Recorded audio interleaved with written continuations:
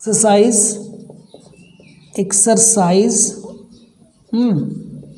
5.8 ठीक है। इसमें क्वेश्चन कह रहा है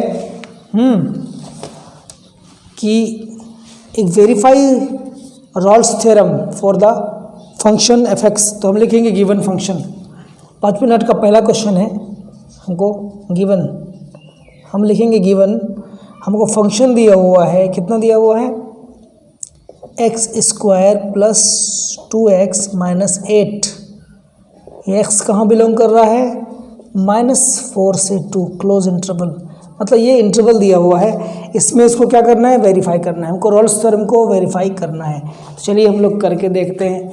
हम लोग जानते ही हैं कि किस तरह से होता है। सबसे पहली बात, जो हमको गिवन फंक्शन है ये इस इंटरवल में है।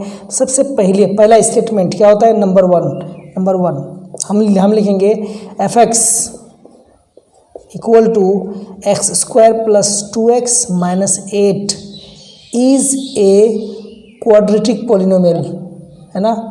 क्वाड्रेटिक पॉलिनोमियल मतलब ये क्या है? द्विघात बहुपद है। So it is continuous everywhere. तो यहाँ पे भी कंटिन्यूस होगा, कंटिन्यूस इन -4 2। कहने का मतलब है ये क्लोज इंटरवल में कंटिन्यूस होगा। ये जो फंक्शन है ये क्वाड्रेटिक पॉलिनोमियल है और हम जानते हैं कि पॉलिनोमियल फंक्शन हमेशा कंटिन्यूस होता है। तो डेफिनेटली ये यहाँ पर भी कंटिन्यूस होगा। पहला हमारा तो स्टेटमेंट खत्म हो गया। नंबर 2, अब हम इसका डेरिवेटिव निकालेंगे। एफ डैश एस कितना हो जाएगा? ये 2x स्क्वायर का हो जाएगा 2x plus 2 into 1 minus 0 that is 2x plus 2। ये हो गया एफ डैश एक्स, उसको हम लोग 1 मान लेते हैं। ये कितना हो गया? इम्प्लाइज करेंगे हम लोग F dash x. So F x is हम लिखेंगे डिफरेंशिएबल। चूँकि एफ एक्स क्या हुआ, हमने इसको डिफरेंशिएट भी कर दिया तो ये डिफरेंशिएबल भी है। कहाँ? इन ओपन इंटरवल -4 2 के ओपन अंतराल में। ओपन इंटरवल में ये हमारा क्या है? डिफरेंशिएबल है। तीसरा कंडीशन है हम लोगों का होता है एफ ए बराबर एफ बी। इसको हम रखेंगे f -4। तो इस फंक्शन में रख के देखेंगे तो -4 का होल स्क्वायर, ठीक है ना। और हमको क्या होगा? +2 इंटू -4 और -8। इसको सॉल्व करेंगे 16 होगा, -4 दूनी 8 होगा, -8 होगा। तो 16 - 8 8 16 -16 हो गया 0। क्लियर है। एंड हम लोग क्या F2 भी रख के देखेंगे। तो F2 रख के देखते हैं हम लोग। 2 रख के देखेंगे यहाँ पे तो ये जगह 2 का square +2 into 2 -8 that means 4 + 4 -8 8 -8 that is 0। ये भी हमको 0 मिल गया। दैट मीन्स हमको f -4 बराबर F2 के मिल गया। ठीक, तो ये हमारा तीसरा कंडीशन क्या हुआ? संतुष्ट हो गया। पहला कंडीशन क्या? कंटिन्यूअस है क्लोज में। दूसरा डिफरेंशिएबल है और इसमें ओपन में। तीसरा एफ ए बराबर एफ बी में से f -4 F2 के बराबर हो गया। सो हमें लिखेंगे 10 all three conditions of Rolle's theorem are satisfied। हम बोलेंगे कि ये जितने भी तीनों कंडीशन थे रॉल्स थ्योरम का वो क्या हुआ? सेटिस्फाइड हो गया। Hence there exist c belongs to कहाँ? -4 से 2 ओपन इंटरवल में बिलोंग करता है। सच दैट इस प्रकार मैं बोल भी रहा हूँ एफ डैश सी बराबर 0। ठीक है, दैट इज एफ डैश सी कितना मिलेगा? एफ डैश यहाँ पर हमको मौजूद है। सी रखेंगे तो 2c + 2 दैट इज यहाँ हो जाएगा 2c + 2 = 0। तो इम्प्लाइज हमको यहाँ से 2c बराबर कितना मिलेगा? -2। तो c कितना मिलेगा? -1। क्लियरली हमको जो यहाँ दिख रहा है -1 कहाँ बिलोंग करता है? -4 से 2 के बीच में बिलोंग करता है। हेंस लिखें hence Rolle's theorem is verified। Rolle's theorem is verified। कहानी पकड़ में आई? मतलब ये जो c का मान हमको मिलना था वो -4 से 4 के ओपन इंटरवल में मिलना था और वो हमको मिल गया। तीनों कंडीशन भी संतुष्ट हो गया। c का मान f' बराबर 0 रखा तो हमको c का मान इसके बीच में मिल गया। तो इसका मतलब ये हुआ, ये बिल्कुल सही है, मिल गया हमको। f' 0 हुआ तो हमको मिल गया, इसका मतलब रॉल्स थ्योरम वेरीफाई हो गया। ये हमारा हो गया आंसर। तो पहला क्वेश्चन आपको समझ में आ गया अच्छी तरह से। चलिए अब हम दूसरा क्वेश्चन देखते हैं। दूसरा क्वेश्चन क्या बोल रहा है? दूसरा बोल रहा है कि examine if Rolle's theorem is applicable to any of the following cases, can you say something about the converse of Rolle's theorem from these examples. कहता है कि नीचे में बोल रहा है कि रॉल्स थ्योरम को वेरीफाई करो। तो चलो हम लोग देख लेते हैं क्वेश्चन नंबर 2 में, इसको हमको रब करना पड़ेगा। हम लोग क्वेश्चन 2 के बारे में बात करते हैं। क्वेश्चन 2 में पहला जो क्वेश्चन दिया हुआ है, एफ दिया हुआ है, ये गिंट एक्स मतलब ग्रेटेस्ट इंटीजर फंक्शन है और एक्स कहाँ बिलोंग कर रहा है? 5 से 9 को बिलोंग कर रहा है। ध्यान दीजिए, ये बोल रहा है कि इसको रॉल्स थ्योरम को हमको वेरीफाई करना है। ठीक है, तो सबसे पहला इसका पहला कंडीशन एफ एक्स बराबर गिंट एक्स, ये जो हमको दिया हुआ है ये फंक्शन, ये जो है 5 से 9 के बारे में बोल रहा है ना। देखो ये बोल रहा है 5 to 9, 5 से 9 के बीच में। कहाँ बोल रहा है? 5 से 9 के बीच में। ये 5 ये 9। अब हम जानते हैं कि ये जो ग्रेटेस्ट इंटीजर फंक्शन है ये नॉन इंटीजर में क्या होता है? कॉन्टिन्यूस होता है, लेकिन 5 और 9 पर मतलब इंटीग्रल पॉइंट्स पे कॉन्टिन्यूस नहीं होता है। तो 5 के बाद 6 भी आएगा, 6 के बाद 7 भी आएगा, है ना, इस तरह से आएगा। तो कहने का मतलब 5 से 9 के बीच में अगर लें तो पॉइंट 6 और 7 पर ये कॉन्टिन्यूस नहीं होगा। क्लियर है? तो हम यहाँ लिखेंगे चूँकि ग्रेटेस्ट इंटीजर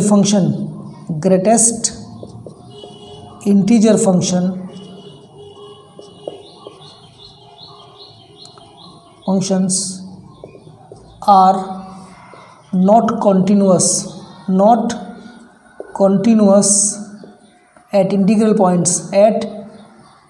integral points। मतलब ये जो ग्रेटेस्ट इंटीजर फंक्शन ये है इंटीग्रल पॉइंट्स पे कॉन्टिन्यूस नहीं है। दैट इज हम बोलेंगे एट x बराबर 6, x बराबर 7 F x is not continuous, F x is not continuous, F x continuous नहीं है। सर जब ये कॉन्टिन्यूस ही नहीं है तो हम आगे और क्यों जाएं? जो रॉल्स थ्योरम का जो तीन कंडीशन है, 3 कंडीशन में से पहला कंडीशन फेल हो गया तो अब आगे जाने की हमको ज़रूरत नहीं है ना। तो हम लिखेंगे कि out of 3 conditions of Rolle's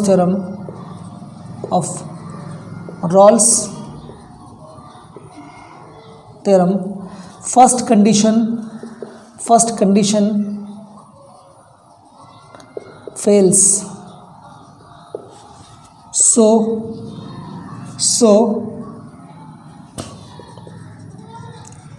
Rolle's theorem is not applicable for this function।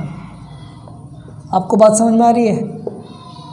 ये जो फंक्शन आपको दिख रहा है, ये ग्रेटेस्ट इंटीजर फंक्शन, इसमें रॉल्स थ्योरम क्या होगा? अप्लाई नहीं होगा, क्योंकि ये इंटीग्रल पॉइंट्स पे कॉन्टिन्यूस नहीं होता है। जबकि हमको ये इस पूरे क्लोज इंटरवल में कॉन्टिन्यूस चाहिए था। ये 5 पर भी कॉन्टिन्यूस नहीं है, 9 पर भी नहीं है, 6 पर भी नहीं है, 7 पर भी नहीं है, बाकी यहाँ कॉन्टिन्यूस है। तो हमको तो पूरे अंतराल में कॉन्टिन्यूस चाहिए था ना। तो डेफिनेटली ये इस रूल को नहीं मानता है। जब रॉल्स थ्योरम का तीन कंडीशन है, उसमें से जो पहला कंडीशन है कि कॉन्टिन्यूस होना चाहिए वो कॉन्टिन्यूस ही नहीं है, तो ये यहाँ रॉल्स थ्योरम अप्लीकेबल कैसे होगा? उसका अप्लीकेशन कैसे होगा? ठीक है ना। तो यहाँ रोल हम बोलेंगे कि रॉल्स थ्योरम यहाँ अप्लाई नहीं होगा। ठीक है, चलिए नंबर 2 देखते हैं। क्वेश्चन नंबर 2 बोल रहा है एफ एक्स बराबर गिंट एक्स, यहाँ भी गिंट एक्स दिया हुआ है और एक्स बिलोंग कर रहा है -2 से 2 को बिलोंग कर रहा है। तो यहाँ भी वही हाल होगा। यहाँ भी ग्रेटेस्ट इंटीजर फंक्शन है, -2 से 2 में है, कोई दिक्कत नहीं है। यहाँ 0 है, यहाँ तुम्हारा -2 हो गया, -1 1 हो गया, यहाँ 2 हो गया, तो -2 से 2 में दिया हुआ है ना। तो इस इंटरवल में यहाँ पे और यहाँ पे तो कंटिन्यूस ये होगा नहीं। जब यहाँ पे कंटिन्यूस नहीं होगा तो हम लोग लिखेंगे this function greatest integer function, फिर वही चीज़ लिखेंगे, greatest integer function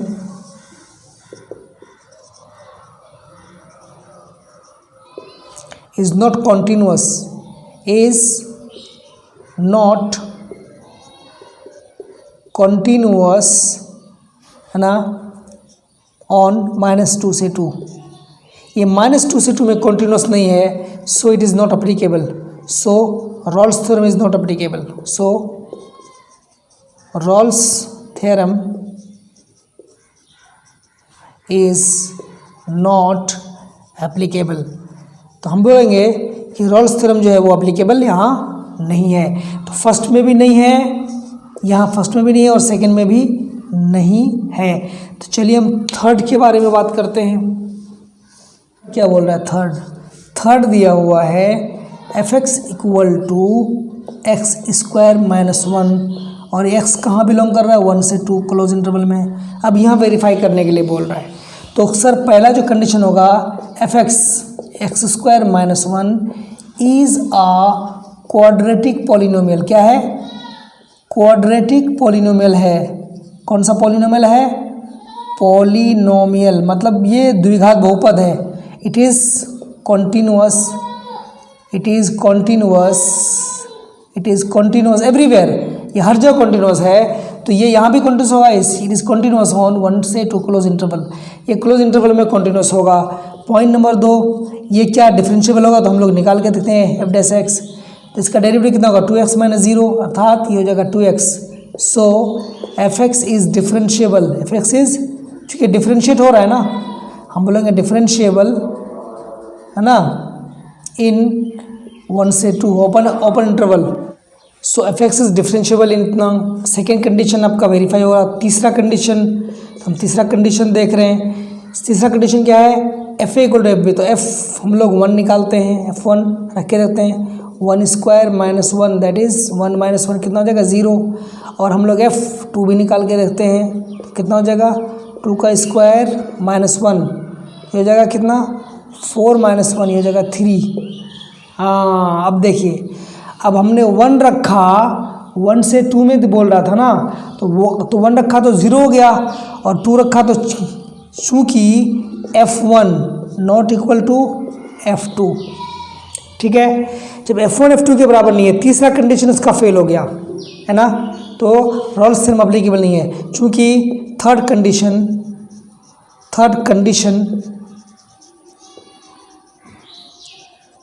condition failed. क्या हुआ? Failed, FAILED failed implies Rolle's theorem. क्या लिखेंगे? Rolle's theorem is not applicable. तो रॉल्स थ्योरम जो है वो यहाँ एप्लीकेबल मतलब यहाँ अप्लाई नहीं होगा। क्यों अप्लाई नहीं होगा? चूँकि ये FA FB बराबर नहीं हुआ, इसमें तीनों बराबर होना चाहिए था, तब जाके f'(c) = 0 होता ना। तो यहाँ इस केस में रॉल्स थ्योरम अप्लाई नहीं होगा। कहानी पकड़ में आ गई। ये था क्वेश्चन नंबर 2। क्वेश्चन नंबर 2 का 1 2 3 पार्ट था, ये हो गया काम खत्म। अब हम चलते हैं क्वेश्चन नंबर 3 की तरफ चलते हैं। क्वेश्चन नंबर 3 में बोल रहा है इफ़ f हमको दिया हुआ है -5 से 5, इसका डोमेन दिया हुआ है और इसका रेंज भी हमको दिया हुआ है, रियल नंबर इज़ डिफरेंशिएबल ना, ये फंक्शन डिफरेंशिएबल है and f'(x) does not vanish and f'(x) does not vanish. आपको मतलब हम समझा रहे हैं, डज नॉट वैनिश है ना। देन प्रूव, ये दिया हुआ है, देन हमको दिया हुआ है, देन टू प्रूव, हमको प्रूव करना है या हमको सिद्ध करना है कितना f-5 is not equal to f5। ये हमको प्रूव करना है।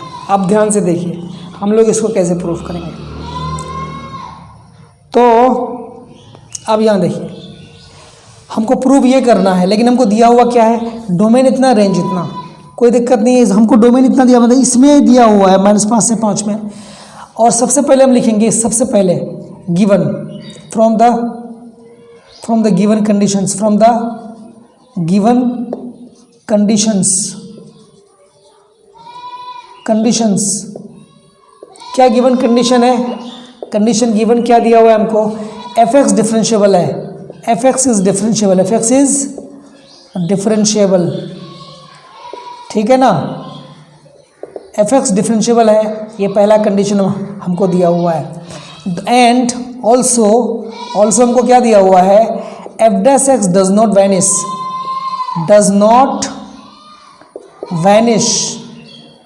नॉट वैनिश का मतलब होता है f(x) is not equal to 0, ठीक है, कहीं भी, है ना, for all x belongs to -5 से 5, ये कहीं भी ये जो है ना, ये वैनिश नहीं होता है, f(x) कहीं भी वैनिश नहीं होता है, ठीक है। कहने का मतलब कि या हम इसको फॉर ऑल x लिख सकते हैं। फॉर ऑल x का मतलब हुआ कि हमको जो डोमेन दिया हुआ इसी में x का मान जितना भी है वो टोटल के लिए f(x) क्या होता है, वैनिश नहीं होता, मतलब ये 0 नहीं होता है। क्लियर है? चलिए जी, अब रही बात, अब हमको प्रूफ करना है इतना। तो अब हम यहाँ देख रहे हैं कि f(x) डिफरेंशिएबल है, ये वैनिश नहीं हो रहा है कहीं पर, है ना, ये डैश है, इसको हम लोग 1 मान सकते हैं।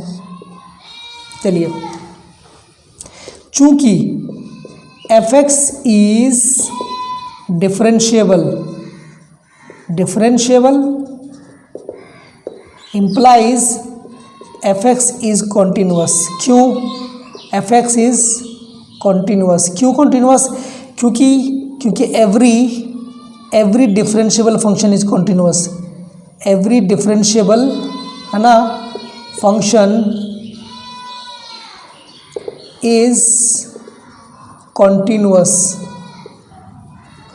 चूँकि हम जानते हैं कि हर एक डिफरेंशिएबल फंक्शन अगर डिफरेंशिएबल है तो वो कॉन्टिन्यूअस होगा ही, ठीक है। अगर उसका डिफरेंशिएशन हो रहा है तो पक्का कॉन्टिन्यूअस होगा, लेकिन अगर वो कॉन्टिन्यूअस है तो उसका कोई ज़रूरी नहीं कि वो डिफरेंशिएबल होगा, हम जानते हैं। और ये हमको दिया हुआ है कि फंक्शन डिफरेंशिएबल है, फंक्शन डिफरेंशिएबल बोल रहा है प्रत्येक x के लिए जो कि यहाँ बिलोंग कर रहा है, तो इसका मतलब ये कॉन्टिन्यूअस भी यहाँ पे होगा। चलो, फंक्शन कॉन्टिन्यूअस भी है, डिफरेंशिएबल भी है। क्लियर है? अब रही बात, अब हम लेट कर लेते हैं तीसरा कंडीशन, लेट इफ़ पॉसिबल हम मान लेते हैं इफ़ पॉसिबल कि f-5 f(5) के बराबर है, हम लोग मान लेते हैं पॉसिबल, यदि संभव हो तो हमने मान लिया f-5 ये जो हमको दिया हुआ है इसका डोमेन यहाँ बराबर है। अब देखिए, है ना, हमने इसको मान लिया if possible, let if possible इतना। अब हमको अब now all three conditions of Rolle's theorem are satisfied। क्यों सेटिस्फाइड है? क्योंकि भाई साहब सबसे पहले ये तो कॉन्टिन्यूस हो रहा पहला, दूसरा डिफरेंशिएबल है तो कॉन्टिन्यूस है, कॉन्टिन्यूस पहला, डिफरेंशिएबल तीसरा, f(a) बराबर f(b), तीनों कंडीशन रॉल्स थ्योरम का क्या हो रहा है, सेटिस्फाइड हो रहा है। सो देयर एग्जिस्ट, तो हम बोलेंगे so there exist c belongs to -5 से 5 सच दैट f' बराबर 0 नहीं। कहने का मतलब है कि ये तीनों कंडीशन जब संतुष्ट हो रहा है तो कोई संख्या होगा इसके बीच में ओपन इंटरवल में इस प्रकार होगा कि f' बराबर 0, बट c का बिलोंग कर रहा -5 से 5, but from 1 f' can not be 0। देखो ना, फॉर ऑल एक्स का ये x यहाँ बिलोंग करेगा -5 से 5, ये 0 नहीं, हमको गिवन है कि f' 0 नहीं है, लेकिन यहाँ बोल रहे हैं कि f' हमको 0 मिल गया। बट फ्रॉम इतना, है ना, वी गेट ए कॉन्ट्राडिक्शन। हमको क्या मिल गया? हमको एक कॉन्ट्राडिक्शन मतलब विरोधाभास मिल गया। हमको क्या विरोधाभास मिला तीनों तो संतुष्ट हो रहा है, तो एफ डैश सी ये -5 से 5 में जो दिया हुआ है हमको क्या जीरो मिलेगा। लेकिन ये ऑलरेडी बोल रहा है कि ये जीरो कहीं भी नहीं होगा, सी इन दोनों के बीच में, तो सी पर भी जीरो नहीं होगा, तो यहाँ पर भी जीरो नहीं होगा। इसका मतलब हमारा जो मानना है, हमने जो माना है कि ये बराबर है वो बराबर नहीं है। मतलब ये हमको कॉन्ट्राडिक्शन में हमको ये कॉन्ट्राडिक्शन मिल गया ना। एफ डैश सी जीरो हमको मिल रहा है, लेकिन f dash c zero already है नहीं, तो हमको क्या मिला है, कॉन्ट्राडिक्शन मिला। Hence 10 our supposition is wrong, our supposition is wrong. हमने जो माना था, हमने माना क्या था, ये रहा यहाँ पे माना था, हम लोग का जो सपोजिशन है वो रॉन्ग है। हेंस हमने जो माना था रॉन्ग है, इसका मतलब f-5 बराबर नहीं है f5 के। ये प्रूफ हो गया। कहानी पकड़ में आई आपको? तो ये था, हमने इसको कॉन्ट्राडिक्शन मेथड से प्रूफ किया। आप इसको एक बार ज़रूर देखना, आसान है। हमको ये गिवन है, डिफरेंशिएबल है तो कॉन्टिन्यूस होगा ही, ठीक है ना। फिर हमको ये प्रूफ करने के लिए बोल रहा है, तो हमने क्या किया, डिफरेंशिएबल है तो कॉन्टिन्यूस है। तो तीसरा कंडीशन हमने संभव है तो मान लिया। मानने के बाद एवरेज सी हमको क्या मिलेगा, जीरो मिलेगा। लेकिन ये ऑलरेडी बोल रहा है कि जीरो नहीं है, तो हमको जीरो मिलेगा लेकिन है नहीं। इसका मतलब हमको कॉन्ट्राडिक्शन मिला, विरोधाभास मिला। इसका मतलब हमने जो माना था वो गलत है। हमने क्या माना था, बराबर, लेकिन इसका मतलब ये बराबर नहीं। हाँ, आवर सपोजिशन इज रॉन्ग, हमने जो माना था वो गलत है। इसका मतलब ये बराबर नहीं है। इसका मतलब ये जो हमने बराबर माना था वो बराबर नहीं है। हमको ये प्रूफ करना था, ये हमने प्रूफ कर दिया। कहानी पकड़ में आ गई आपको?